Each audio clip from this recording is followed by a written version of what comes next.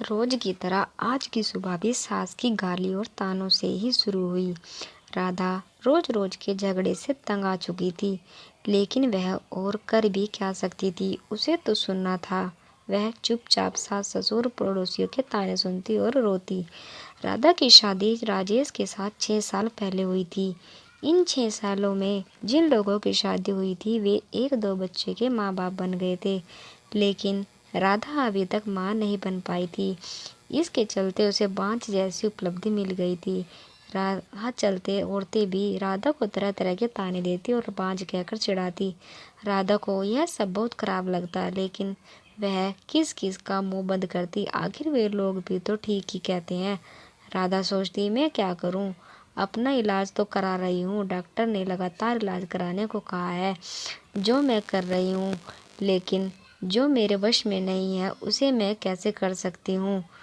एक दिन पड़ोस का एक बच्चा खेलते खेलते राधा के घर आ गया। बच्चे को देख राधा ने उसे अपनी गोद में बिठा लिया और प्यार से चूमने लगी। जब सास ने राधा को दूसरे बच्चे के साथ को चूमते हुए देखा तो वह बिफर पड़ी। वह उसकी गोद से बच्चे को छीनते हुए बोली, कलमोही, बच्चा पैदा करने की ताकत है नहीं, दूसरों के बच्चों से अपना मन बहलाती है। अरे तू क्यों डालती है अपना मनहूस साया दूसरों के बच्चे पर? तू तो है उस बंजर जमीन की तरह है, जहाँ फसल तो दूर घास भी उगना पसंद नहीं करती। जब राधा ने सास की बातें नहीं सुनी गई तो वह अपने कमरे में अंदर जाकर दरवाज़ा बंद कर रोने लगी। रात को राजेश के आने पर राधा ने रोते हुए सारी बात उसे बता दी और बोली, मैं बड़ी अभागिन हूँ, मैं किसी की इच्छा पूरी नहीं कर सकती, ऊपर से मुझ पर बांझ होने का धब्बा भी लग चुका है। राधा की बातें सुनकर राजेश ने कहा, तुम माँ की बातों का बुरा मत मानो, उन्हें ऐसा नहीं कहना चाहिए। हर माँ बाप की इच्छा होती है उनके परिवार को आगे बढ़ाने वाला उनके रहते हुए ही आ जाए। तुमसे यह इच्छा पूरे नहीं होते देख माँ तुमसे उल्टी सीधी बातें बोलती है। तुम चिंता मत करो, तुम्हारा इलाज चल रहा है, तुम जरूर माँ बनोगी। राधा बोली, मेरी एक सहेली थी, वह भी बहुत दिनों बाद माँ बनी थी। माँ बनने से देर होते देख कर जब उसने अपना इलाज कराया तो जांच में उसमें कोई कमी नहीं पाई गई। उसकी कमी उसके पति में थी। जब उसके पति ने इलाज कराया तभी वह माँ बन सकी। हो सकता है उसी तरह आप में भी कोई कमी है हो, इसलिए मैं चाहती हूँ कि आप भी एक बार अपना इलाज करा लेते। राधा की बातें सुनकर राजेश भड़क उठा। मुझ में भला क्या कमी हो सकती है? मैं तो बिल्कुल ठीक हूँ, मुझ में कोई कमी नहीं है। मेरी चिंता छोड़ो, तुम अपनी अच्छी तरह से इलाज कराओ। मैं मानती हूँ कि आप में कोई कमी नहीं है, लेकिन तसल्ली की खातिर राधा ने सलाह देने पर ख्याल से ऐसा कहा, लेकिन राजेश ने उसकी बात बीच में ही काट दी। नहीं राधा, तसल्ली वगैरह कुछ नहीं, मैंने कहा न कि मुझ में कोई कमी नहीं है, राजेश ने उसे डांट दिया। पति के भड़के मिजाज को देख राधा ने चुप रहना ही उचित समझा। शहर के बड़े से बड़े डॉक्टर ने उसका इलाज किया, फिर भी उसकी कोख सूनी ही रही। डॉक्टर ने जांच के दौरान उसमें कोई कमी नहीं पाई। देखो राधा, रिपोर्ट देखने के बाद तुम में कोई कमी नज़र नहीं आती, शायद तुम्हारे पति में होगी। तुम एक बार उसे भी इलाज कराने की सलाह दो, डॉक्टर ने उसे समझाया। अब राधा को पूरा भरोसा हो गया था कि उसमें कोई कमी नहीं है। माँ बनने के लिए उस कमी उसके पति में ही है, लेकिन उसे समझाए कौन? उसे राजेश के गुस्से से बहुत डर लगता था। एक दिन किसी ने राधा की सास को बताया, पास ही गांव के मंदिर में एक बाबा रहते हैं, जिसकी दुआ से हर किसी का दुख दूर हो जाता है। सास ने यह बात अपने बेटे राजेश को बता दी और राधा को बाबा के पास भेजने को कहा।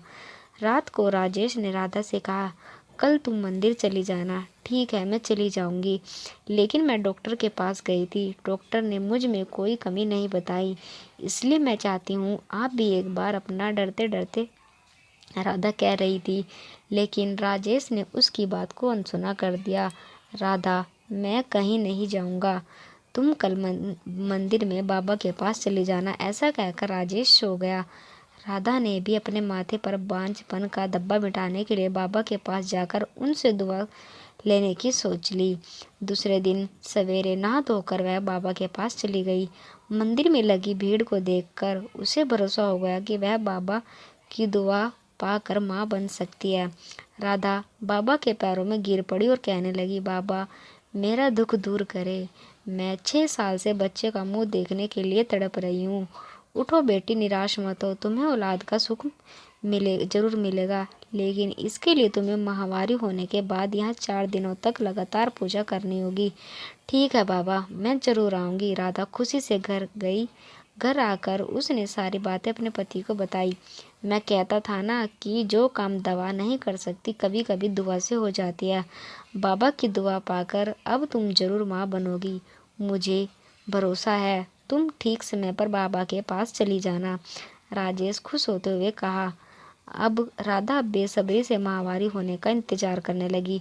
कुछ दिन बाद उसे माहवारी हो गई। माहवारी पूरी होने के बाद राधा फिर बाबा के पास गई। उसे देखते ही बाबा ने कहा, बेटी जैसा कि मैंने तुम्हें पहले ही कहा था कि यहाँ रहकर 4 दिनों तक लगातार पूजा करनी पड़ेगी, तभी तुम माँ बन सकोगी। जी बाबा, मैं रहने के लिए तैयार हूँ, राधा ने कहा। ठीक है, अभी तुम अंदर चली जाओ। रात से तुम्हारे लिए पूजा करनी शुरू करूँगा। अपनी चाल को कामयाब होते देख बाबा मन ही मन खुश होते हुए बोला। रात को बाबा ने राधा से कहा, बेटी इस पूजा के दौरान कोई भी देवता खुश होकर तुम्हें औलाद दे सकता है। इसके लिए तुम्हें सब कुछ चुपचाप सहन करना पड़ेगा, नहीं तो तुम माँ नहीं बन पाओगी। जी बाबा, मैं सब कुछ करने के लिए तैयार हूँ, बस मुझे औलाद हो जानी चाहिए। राधा के इतना कहने के बाद बाबा ने उसे कोठरी में ले गए, जहाँ हवन कुंड बना हुआ था। उसमें आग जल रही थी। बाबा ने उसे वहीं पर बिठा दिया। वह भी बैठकर जाप करने लगा। कुछ देर जाप करने के बाद बाबा ने कहा, राधा देवता मुझ में समा चुके हैं और तुम्हें औलाद का सुख देना चाहते हैं, इसलिए तुम चुपचाप अपने सारे कपड़े उतार दो और औलाद पाने के लिए मेरे पास आ जाओ। वह तुम्हें दुआ देना चाहते हैं। राधा ने यह सोचकर कि बाबा में देवता समा चुके हैं और देवता जो भी करते हैं गलत नहीं करते, इसलिए उसने अपने बदन के सारे कपड़े उतार दिए। बाबा उसके अंगों से खेलने लगा और उसे दुआ देने के नाम पर उसकी इज्जत पर डाका डाल दिया। 4 दिनों तक लगातार बाबा ने इस पूजा के बहाने राधा से जिस्मानी संबंध बनाए। 5वें दिन बाबा ने कहा, राधा बेटी हमारी दुआ कबूल हो गई, पूजा भी पूरी हो गई, अब तुम जरूर माँ बनोगी, तुम घर जा सकती हो। बाबा की दुआ लेकर वह खुशी खुशी घर लौट आई। 9 महीने बाद राधा माँ बन गई। उसे बाबा की दुआ लग गई थी। उसके माथे से बांझपन का धब्बा मिट चुका था। घर के सारे लोग बहुत खुश थे। राजेश को अब पूरा यकीन हो गया था कि उसमें भी बाप बनने की ताकत है, लेकिन सच्चाई से वे सभी अनजान थे।